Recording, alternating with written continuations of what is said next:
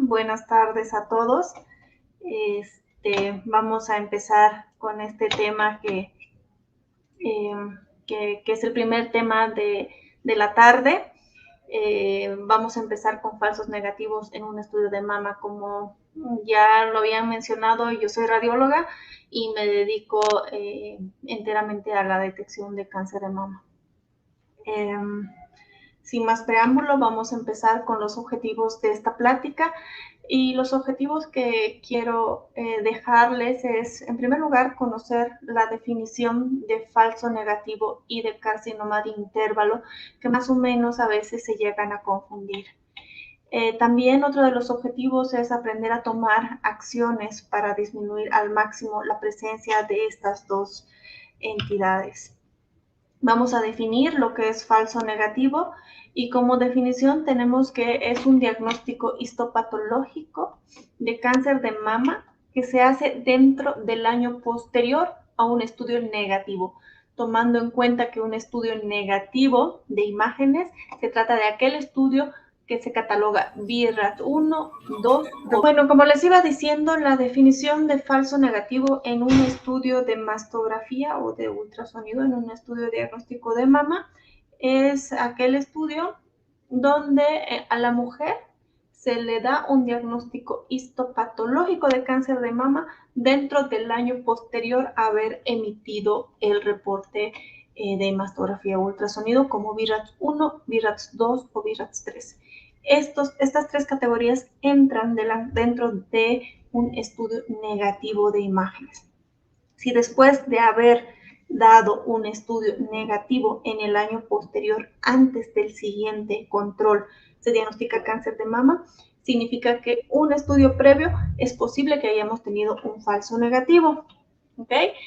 Hay que diferenciar un poquito entre el cáncer de intervalo y el falso negativo. El cáncer de intervalo es aquel cáncer que no era detectable en el estudio previo, es decir, que no existía, no había manera de saber que esa paciente iba a tener cáncer y este creció rápidamente antes del siguiente control. Sin embargo, el falso negativo es un tumor que ya estaba presente, aunque sea de manera sutil, y es perceptible en la revisión de estudios previos.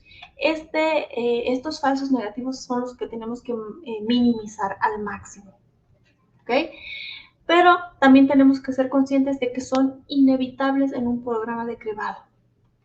Se considera como una medida de calidad de desempeño radiológico y una medida de eficacia del programa de cribado con una alta proporción de falsos negativos reduce la eficacia de detección.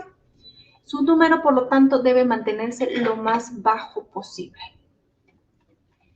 Esta es la frecuencia con la que se reportan en los estudios realizados un cáncer de intervalo de 0.2 a 0.8 por 1000 pacientes sometidas a un tamizaje y un falso negativo de 0.2 a 1.9 por 1000. Este número es el que hay que reducir al máximo. Las posibilidades que tenemos ante un tumor que aparece antes de que pase un año después de un control radiológico pueden ser tres. Que el tumor haya sido claramente visible en un estudio previo, en el 35% de los casos, que haya sido sutilmente visible en el estudio previo, el 23% de los casos, ambos se consideran falsos negativos, y que no era visible en estudio previo en el 42% de los casos. Esto sí se considera carcinoma de intervalo.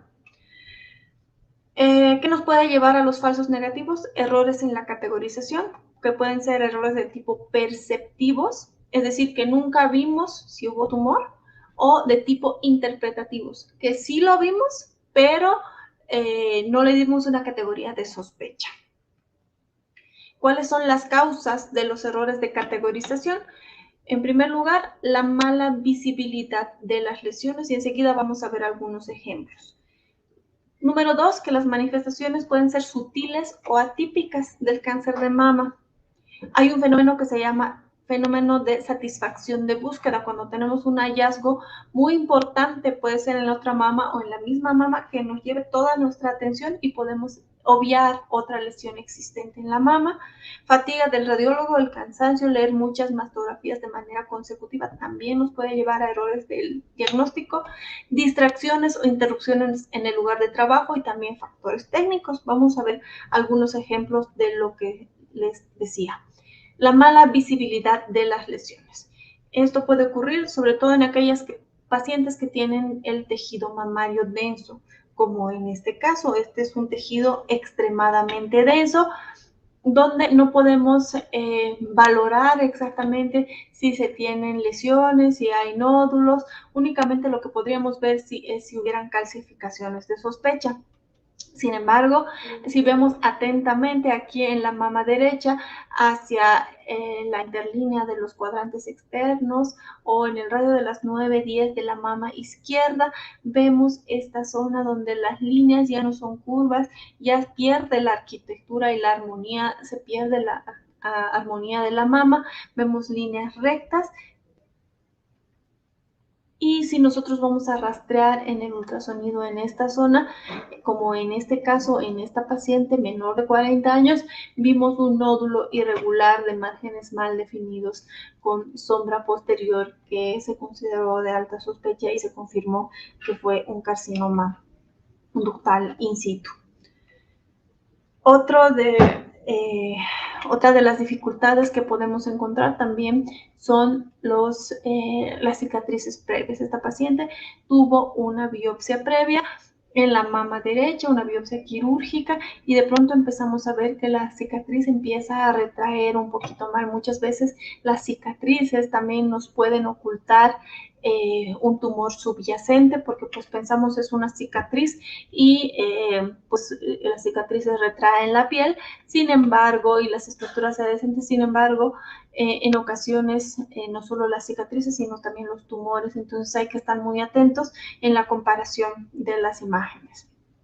En este caso, también realizar el ultrasonido, como aquí vemos, es un tumor totalmente irregular que está adyacente a la cicatriz, y como esta cicatriz empezó a retraerse más y más, entonces le sugerimos hacer el ultrasonido y vimos este tumor irregular de márgenes mal definidos con vascularidad central, todos datos de alta sospecha. Aquí tenemos otro caso donde vemos una mama con implantes. Los implantes, acuérdense que a veces nos dificultan la lectura del tejido mamario, la lectura de la mama.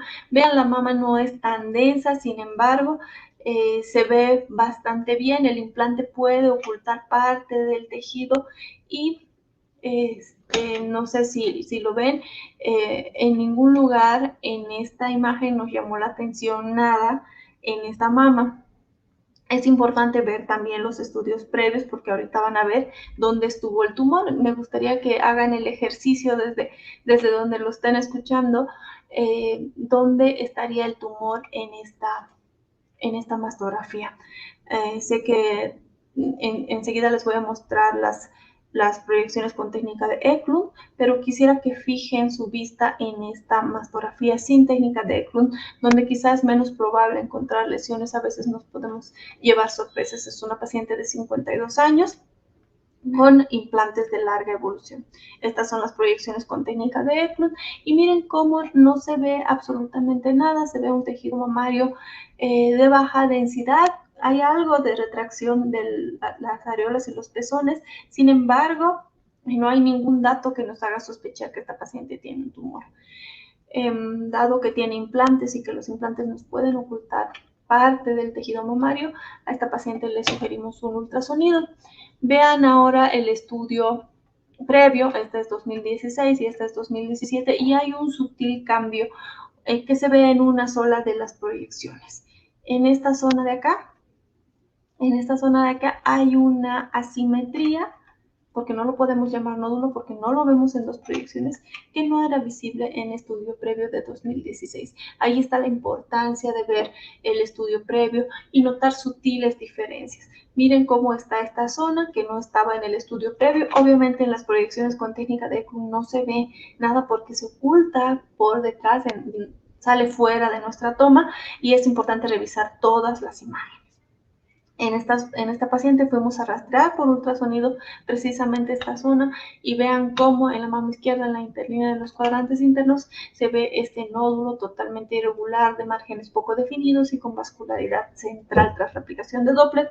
Entonces ahí radica que nosotros tengamos que valorar siempre y valorar muy bien los estudios previos, porque cualquier sutil diferencia nos puede dar un diagnóstico oportuno de esta paciente. El tumor es muy chiquito, medía 16 milímetros y se biopsió y correspondió con un carcinoma ductal filtrante.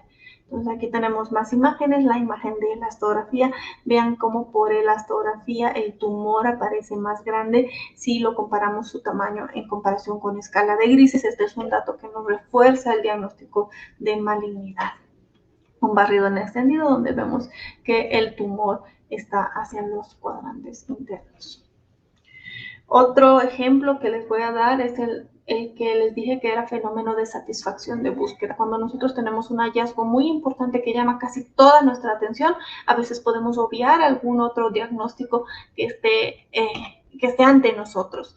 En este caso, la paciente empezó con molestias en el implante. Es una paciente de 43 años. Había sospechas de ruptura de implantes. Los implantes tenían 10 años. Y esta es su mastografía. Ante esta mastografía, el tejido mamario muestra una densidad tipo B y vean cómo está casi en las regiones retroareolares. Y aquí lo que llama más la atención es cómo está el implante derecho. El implante derecho, que es de localización subpectoral, se ve todo heterogéneo, todo el contorno irregular, se ven datos de ruptura intra y extracapsular. En este caso, pues sí podemos ver el silicón por fuera. Entonces, este silicón nos puede llevar a darnos cuenta únicamente de que en esta mama hay algo muy grande y puede llevar toda nuestra atención. En este caso en particular, se dictó como ruptura de implante. Esta paciente fue a quirófano por la ruptura del implante derecho y ya en quirófano el cirujano plástico empezó a tocar algo en la mama izquierda hacia el cuadrante superoexterno, donde aquí se oculta por el implante, pero vean aquí la distorsión de la arquitectura mamaria. Le tomó una biopsia muy mínima en el momento quirúrgico y revisamos la mastografía después de la cirugía, inmediatamente en el postoperatorio, y vemos cómo aquí se produjo ese fenómeno de satisfacción de búsqueda, ya que nos llamó toda la atención el implante derecho y se había obviado esta lesión estelar de márgenes mal definidos especulados localizada en el cuadrante superexterno de la mama izquierda. Le hicimos un ultrasonido y vemos aquí, vean cómo hay un ceromita, que es la incisión que hizo el cirujano plástico. Sin embargo, aquí en el ultrasonido se ve perfectamente el tumor irregular de alta sospecha en la mama izquierda, y ya se confirmó que fue un carcinoma ductal infiltrante. También aquellas lesiones sutiles son las que nos van a dar un poco de problemas, como en este caso es una paciente de 35 años, se realiza controles rutinarios con ultrasonido y en este estudio de ultrasonido de rutina encuentran estas imágenes ecogénicas puntiformes que pues corresponden con calcificaciones seguramente, por eso le mandamos a hacer una mastografía. Aquí están las calcificaciones y vean cómo es el tejido mamario en la mama derecha en el radio de las 12. En la mama derecha, en el radio de las 12, encontramos esas calcificaciones y vemos que se trata de calcificaciones puntiformes agrupadas. La mandamos a una vigilancia semestral.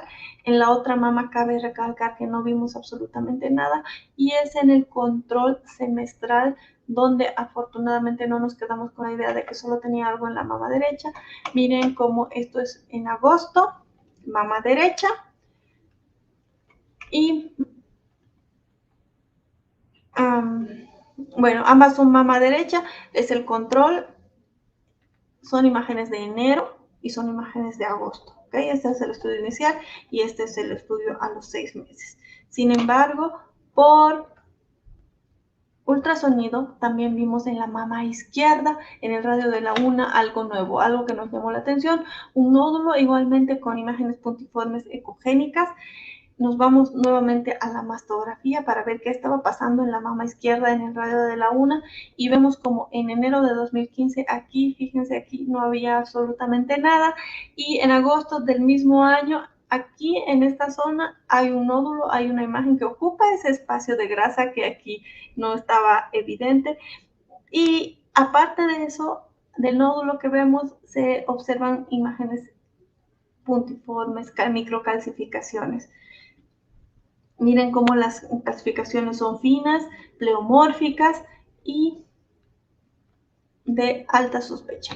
Se le hizo biopsia de ambas mamas porque ella no quería seguir con su vida de estrés de la mama derecha y en la mama derecha fue adenosis esclerosante y en la mama izquierda un carcinoma ductal invasor que afortunadamente se logró diagnosticar a los 6 meses, incluso aunque el estudio no fue no era por eso precisamente. Aquí se trata de un carcinoma de intervalo en la mama izquierda y en la mama derecha su adenosis esclerosante que nos llevó al control semestral. Otra paciente, 35 años, esta paciente tiene antecedentes fuertes para cáncer de mama. Su hermana y su padre tuvieron cáncer de mama. La hermana había fallecido y el padre acababa de diagnosticarse de cáncer de mama. Ella de 35 años, con controles de ultrasonido previos normales. Vimos esta zonita en la mama izquierda en el radio de las 10.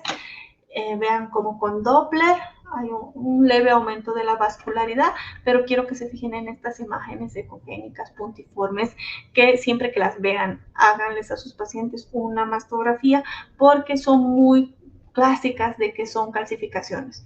Ahora, por ultrasonido, nosotros no podemos decir son calcificaciones sospechosas si no tenemos una mastografía. Y si tenemos estas imágenes en una paciente, aunque tenga menos de 40 años, es importante evaluar la mastografía con magnificación porque es el que nos va a dar la pauta para la conducta a seguir. Igual y nos va a tranquilizar del todo o igual y nos va a preocupar más y vamos a llegar a una biopsia como en este caso. En este caso, esta paciente, vean cómo tiene unas microcalcificaciones finas, pleomórficas de distribución segmentaria, justo donde las habíamos visto en el estudio de ultrasonido, es en la mama izquierda, hacia la interlínea de los cuadrantes internos, radio de las 9 o 10. Vean cómo se ven las microcalcificaciones finas, pleomórficas. En este caso fue un carcinoma ductal in situ extenso con comedonecrosis. Otro caso, vemos el estudio de una paciente de 59 años, 2016 y 2017, para que vean otra vez la importancia de los estudios previos. Chequen en la mama derecha, aquí justo detrás del pezón, vemos este nódulo que no era evidente en el estudio previo. De ahí la importancia de los estudios previos y le hacemos sus proyecciones adicionales, proyección con magnificación para ver si se asociaba con calcificaciones, si se trata de un tumor de 1 centímetro que creció de un estudio a otro. Otra paciente de 70 años, ese es el estudio de 2016 y nuevamente son lesiones muy sutiles que hay que tener en cuenta, que muchas veces nos damos cuenta por la comparación con estudios previos, o como en este caso vemos una zona de asimetría que tenemos a fuerza que ir a buscarla en la otra proyección. En la mama derecha, vean cómo esta zonita no está acá y sí está de este lado. En este tipo de pacientes es importante hacerles un ultrasonido, no quedarnos nada más con el área de asimetría focal si no tenemos estudios previos y mandar a seguimiento semestral, sino ir un poquito más allá, ir a buscar intencionadamente nuestra zonita de sospecha. Como en este caso, miren cómo la zonita de sospecha en la mama derecha, en el radio de las 9-10, correspondía con un tumorcito pequeñito de 8 milímetros, es muy pequeño y tiene sombra acústica posterior, morfología irregular, márgenes mal definidos y por elastografía, como les decía, en la imagen de la elastografía se ve mucho más grande que lo que se ve en el ultrasonido en escala de grises. Este es un dato que nos refuerza el diagnóstico y la recomendación aquí es siempre que vean una asimetría focal, vayan a buscarla por ultrasonido. es importante hacer un ejercicio de dónde estaría localizada, en qué radio, a cuántos centímetros de pezón, e ir a buscar específicamente esa zona, porque muchas veces, como en este caso, nos podemos encontrar sorpresas. En un momento más les voy a hablar sobre manifestaciones atípicas del cáncer de mama y de los tumores de mama. Aquí nada más les voy a dar un ejemplo de cómo una manifestación atípica también nos puede hacer confundir en el diagnóstico. Esta es una paciente de 74 años. En mayo de 2015, vean cómo se ve la mastografía. Aquí tenía antecedente quirúrgico, por lo tanto se ve distorsión de la arquitectura mamaria. Vemos del otro lado un nódulo asociado con calcificaciones en palomita de maíz. Eso es típico y patognomónico, y todo el tiempo nos dicen que esas calcificaciones se asocian con un fibroadenoma calcificado, típicamente benigno. Aquí está el área de cicatriz quirúrgica del antecedente de biopsia previa, y eso fue lo único que nos llamó la atención en ese caso. En junio de 2016, la paciente regresa un año después, un poquito más. Vean cómo este fibroadenoma empieza a hacerse un poquito más grande. En este caso no llamó la atención del radiólogo. ¿Por qué? Porque tenía sus calcificaciones en palomita de maíz. Esta cicatriz tiende a hacerse menos evidente, nos refuerza que es cicatriz. Sin embargo, aquí se produjo un fenómeno de que es una lesión atípica para ser cáncer. No se le dio la importancia debida, y miren cómo el año siguiente ya se ve un margen especulado, algo de distorsión, el fibroadenoma empezó a crecer más, y vean cómo las espículas del fibroadenoma, acuérdense que el tejido que compone un fibroadenoma es el mismo que el que compone el tejido mamario, por lo tanto no está exento de sufrir cambios de neoplasia.